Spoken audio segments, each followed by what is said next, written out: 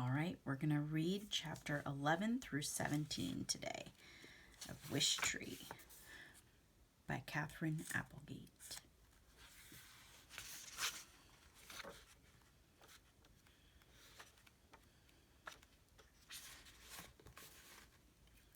The morning was budding. I was waiting for warmth. Down the street, a lanky boy was lingering near a stop sign. Head down, he was hunched over like a wind-blown weed.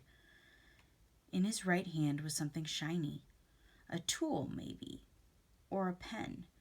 He was smiling just a bit, as if he'd told himself a joke only he perhaps understood. All day long I see people lost in thought, talking to themselves, grinning, frowning. He was nothing out of the ordinary. I was in the midst of a conversation with Bongo, who had just pointed out to me that I was a year older. 216 rings old, to be precise. Another sprout day, I said. I still feel like a sapling. You don't look a day over 150, Bongo replied. Best looking tree on the block. I'm really, I paused for comic effect, getting up there. Bongo was perched on the lowest branch, sighed. A crow sighed in sigh is unmistakable, like a groan from a tiny, cranky old man. Tree humor, I explained, just in case Bongo had missed it. Although, of course, she hadn't. Bongo misses nothing. Because, I'm so tall. Really, Red? Bongo stretched, admiring her lustrous black-blue wings. That's the best you got for me this morning? Maybe you'd appreciate my joke more if you weren't so sensitive about your stature, I teased. Corvids don't give a fly tail feather about height, Bongo said. Smarts, wills, trickery, cunning, that's what counts in our neck of the woods. Corvids is a fancy name for birds like crows, ravens, jays, and magpies. Bongo says she's too classy for a label as common as crow. A soft wind tickled my branches. Spring? That old rascal was teasing us with the promise of warmer days. The truth is, I said, it doesn't matter what size you are, Bongo. We grow as we must grow, as our seeds decided long ago. Red, way too early in the morning for the wise old tree routine. Bongo gave me a gentle peck. Although you're right, it doesn't matter how tall you are. In a fluttery blur, she sailed to a telephone pole far above my leafy canopy. Not when you can fly, pal. At almost the same moment, Samar and the boy, who lived in the greenhouse, Stefan, stepped onto their porches. Both had backpacks. Both looked eager to greet the day. Their eyes met. Stefan nodded, just a flicker, and Samar nodded back. Not a hello, exactly, just an acknowledgement. Stefan ran off toward the elementary school down the street, but Samar hesitated. Hello? She called softly. Right on cue, Bongo replied, Hello? She did every morning, sounding just like Samar. Bongo can also do a passable tuba, an impressive chihuahua, and a fine police siren. Samar looked up at Bongo, grinned, and headed toward school. With that, Bongo let loose a hoarse and gleeful caw and set out to wait for children to arrive at school. She was regularly there. Everybody knew her. She enjoyed annoying the children, and they enjoyed letting her annoy them. Bongo especially liked to untie shoelaces. While the children were busy retying them, she would snatch treats from lunch bags. Every now and then, she would even make a polite request. She could say, "Chip, please," "No way," and "You rock," when it served her purposes. Watching Bongo soar, I considered, not for the first time, my rambling roots. What would it be like to fly? To burrow, to swim, to gallop? Delightful, no doubt, sheer joy, and yet I wouldn't trade a single rootlet for any of it. It is a great gift indeed to love who you are. There's Bongo. Chapter 12. By this time, the lanky boy had walked past me, swiveled, and returned. Glancing over his shoulders, he stepped onto the brown lawn that blanketed my roots. The air changed, quivering the way it will when people are near, with chemicals, with pulsing heat, with humanness. And then it happened. He dug into my trunk with the object in his hand, fast and deliberate. Again he checked his surroundings. An elderly woman crossing the street smiled at him and shook her head. She was probably thinking, "How sweet, I'll bet he's carving a heart with initials in it. Oh, to be young and in love." People are under the impression that trees don't mind being carved into, especially if hearts are involved. For the record, we mind. I'd never seen the boy before. He was big, maybe a high schooler. It's hard to know with people. With a tree, I can sense, to the month, sometimes to the day, its age. I couldn't tell what he was carving, of course, but I could tell from the determined way he moved that it was meant to hurt. Not me. Somehow I sensed it wasn't meant to hurt me. It was just his canvas. That said, it's not exactly a picnic getting hacked into. Bark is my skin, my protection from the world. Any wound makes it harder to fight off disease and insects. I wanted to yell, "Stop!" That's our word of the week. To say something, anything, but of course I didn't. It's not our way. Trees are meant to listen, to observe, to endure. He was done quickly. He stood back, admired his work, gave a little nod, and left. As he walked away, I saw the tool clutched in his fist, a little screwdriver with a yellow handle, thin as a twig, bright as a meadow lark.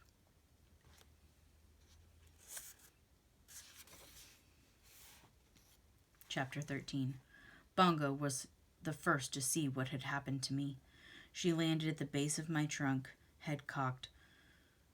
Dropping the potato chip in her beak, she cried, "I leave you alone for a few minutes and look what happens. What on earth?" "It seems someone mistook me for a pumpkin," I said. When she didn't smile, I added, "Because, I was carved." For the millionth time, Red, explaining doesn't make things any funnier. Bongo flew to my lowest scaffold branch, one of my big primary limbs. She examined my injury. "Does it hurt?" "Not the way an injury might hurt you. Trees are different that way." "I gotta do something," Bongo said. "There's nothing to be done." "You've got a major boo-boo. I want to help. You're the wise old tree. Tell me what to do." "Really, Bongo?" "Time heals all wounds." Bongo hates it when I philosophize. She rolled her eyes. At least I think she did. It's hard to tell with crows. Their eyes are like morning blackberries, dark and dewy. "I just hope my bark isn't ruined," I said. That's my favorite side. "It's not ruined, just decorated, like those tattoos people get." Bongo nudged me with her beak. "Show me who did this. I'll get him. I'll squawk at his window in the middle of the night. I'll dime bob him and yank out some hair." She flapped her wings. "No, better yet, I'll make a deposit on his head. I'll make a deposit on his head every day for a year." I didn't ask what kind of deposit. I was quite sure I knew. "Bongo, dear," I said, "that wouldn't be necessary." Bongo shifted from foot to foot, something she did when she was working on a problem. She said, "it's almost time for wishing day." Maybe this is some kind of wish, just a poorly delivered one. Another wishing day, I repeated. It seemed like we'd just had one. Had a whole year already come and gone? Days have a way of slipping past like raindrops in a river. One more round, Bongo said, of greedy people bugging me with their needs. One more round of hopeful people wishing for better things, I corrected. Wishing day was always a bit hard on me and on my residents. Usually the animals and the birds stayed away that day to avoid curious hands and endless photographs. But it was just one day. I understood its history and my role in it. I knew people were full of longings. A mother tugged a toddler along the sidewalk, frozen in place when she saw my trunk. "Mommy, what does that say?" asked her little girl, who was clutching a stuffed toy dog by its deranged tail.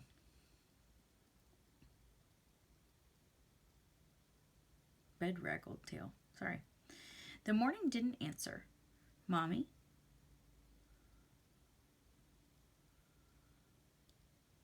They crossed the lawn.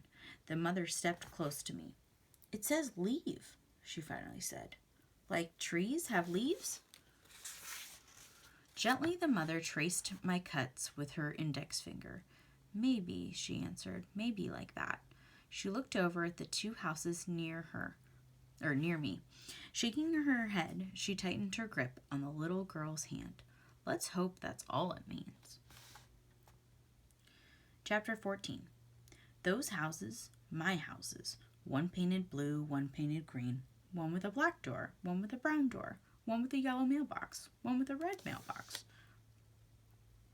For well over a century, I'd stared at them, prime and proper. Same small size, same boxy shape, same pitched roofs, and squat brick chimneys. Architectural siblings. Long before there was a glimmer in some builder's eye, I was here, right in the middle of things. If my roots stretched past the property line that separated them, well, that never been my concern. Roots can be unruly. Mine explored the earth below both houses, pirouetting around their plumbing, anchored their foundations. I spread my shade fairly. I dropped my leaves evenly. I bombed their roofs with acorns, in equal number. I did not play favorites.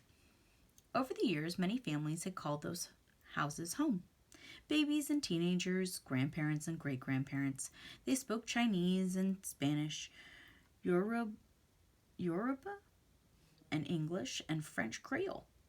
They ate tamales and pampuri, dim sum and fufu, and grilled cheese sandwiches. Different languages, different food, different customs. That's our neighborhood, wild and tangled and colorful, like the best kind of garden. A few months ago, a new family, Samar's family, rented the Blue House. They were from a distant country. Their ways were unfamiliar. Their words held new music. Just another transplant in our messy garden, it seemed. Except that this time something changed. The air was uneasy. The parents in the greenhouse refused to welcome the new family. There was polite nods between the adults at first, but then even those vanished. Other things happened. Someone threw raw eggs at the Blue House. One afternoon, a car passed by filled with angry men yelling angry things like "Muslims, get out." Something Samar would walk home trailed by children taunting her. I love people dearly, and yet 216 rings, and I still haven't figured them out. Our neighborhood had welcomed many families from far away. What was different this time? The headscarf Samar's mother wore. Or was it something else? As all this unfolded, busybody that I am, I kept tabs, eavesdropped, observed. I never interfered, though. Trees are impartial observers. We're the strong and silent type. Besides, what would I possibly do? I had limbs, but they could merely sway, I had a trunk, but it was rooted to the earth. I had a voice, but it could not be used. My resources were limited.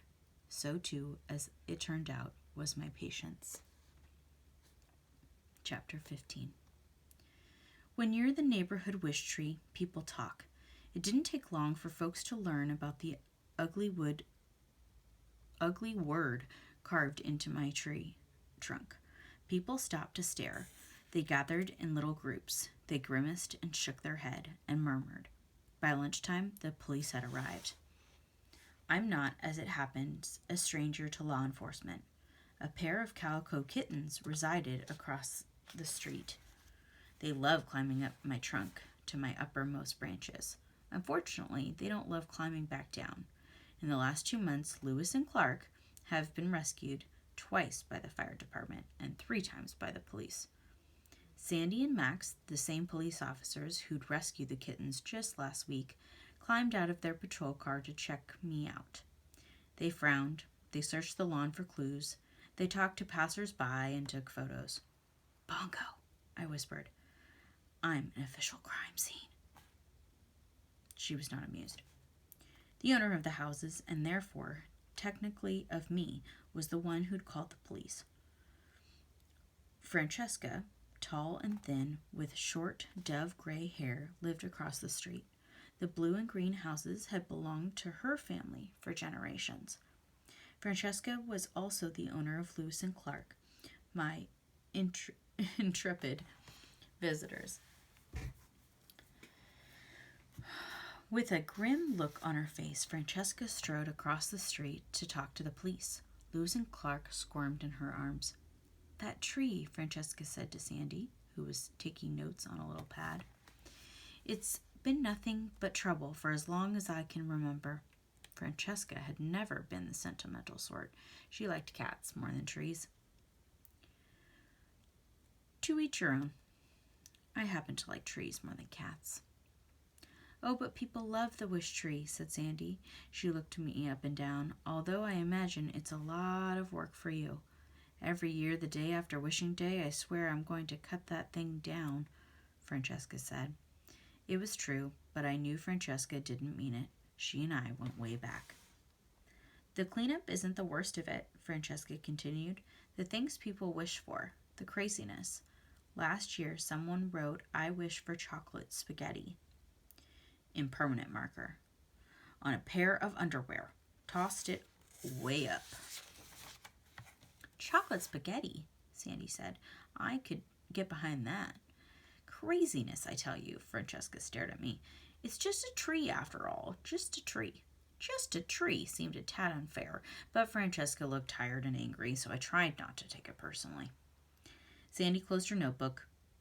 People believe that what they want to believe about trees. She stared at the newly carved wood. About people, too. What now? Francesca asked. Dunno, Sandy said. The tree belongs to you, not the new family, and you've been here forever. Francesca smiled sadly. Suppose it could be me they're hoping will leave. They watched Max place a circle of yellow crime scene tape near my trunk, using metal stakes. Don't think so, Francesca, Sandy said. Max joined them. He stroked the kittens, who purred loudly. One problem, in terms of prosecuting anyone, he said, is the history of this tree. It's almost May, when people leave their wishes or whatever. Hard to say for sure it isn't part of the whole, tradition thing, he shrugged. That's assuming we figure out who did this, mind you. People are supposed to make their wishes on a rag or a piece of paper, not carve it into the trunk, Francesca said. That's why, back in Ireland, they called these raggy trees.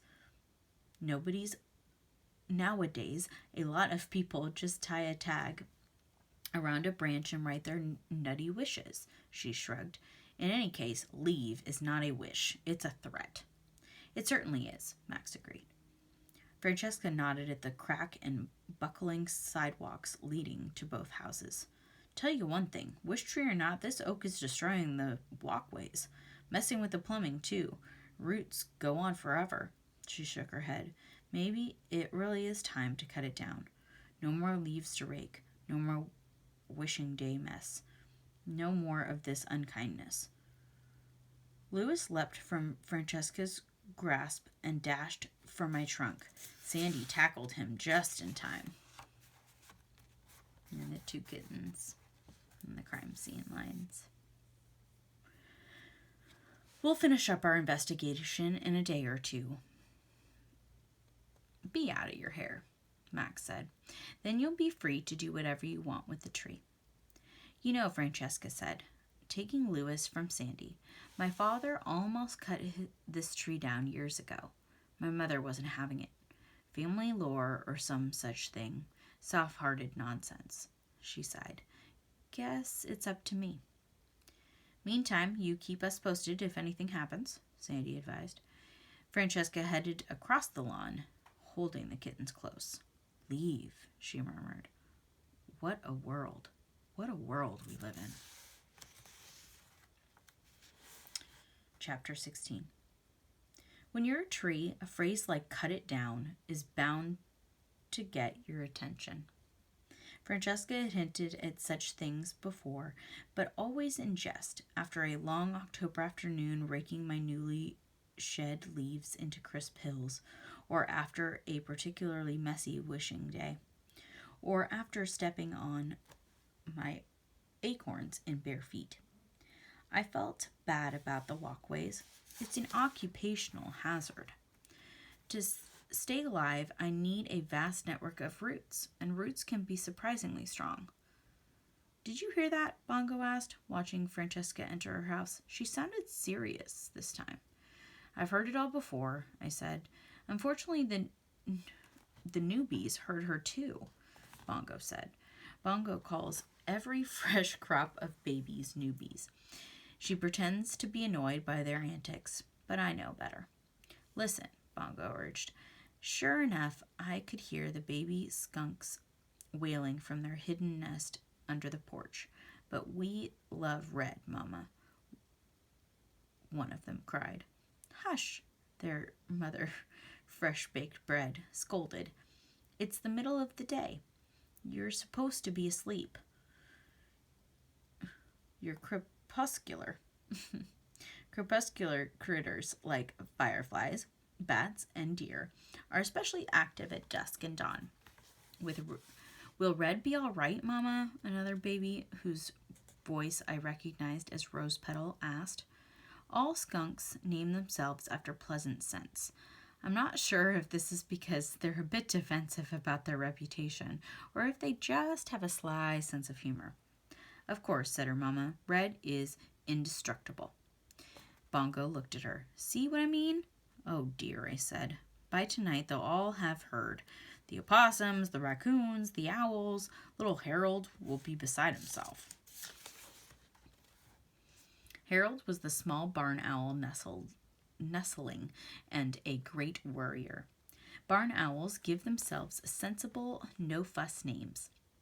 I'll talk to everyone, Bongo said. Calm them down. Tell them not to worry. I'm sure things will be fine, I said. I've seen a lot in my years.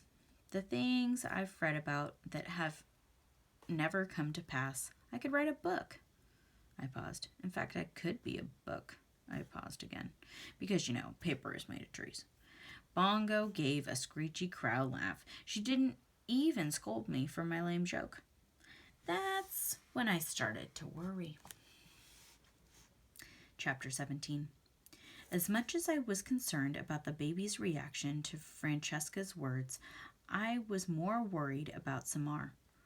What would happen when she returned from school and saw the word carved in my tree? Or in me. Would she think it was meant for her and for her family, as Francesca and the police seemed to assume? She came home alone. Ahead of her, by a few yards, was Stefan. A reporter from the neighborhood newspaper was waiting on the sidewalk, interviewing people as they walked by. Word travels fast in our parts, especially when there's yellow police tape involved. Had they seen what had happened? The reporters kept asking. Had they even made wishes on wishing day? What did they think the word leave meant? The reporter approached Stefan. Did he know why someone would carve leave into the beloved local wish tree? Stefan stared at the reporter. Then he glanced behind at Samar, sending her the shadow of a sad smile. Without answering the reporter, he headed toward his house. Samar's eyes darted from Stefan to the reporter to me. She ran closer, saw the word, and gasped. She reached a hand toward me, but the police tape put me out of reach. Are you a resident? The reporter asked. Would you like to comment on the incident? Samar didn't say a word. She turned and walked up the sagging steps to the little blue house, her head held high, standing tall, reaching deep. Thank you for listening.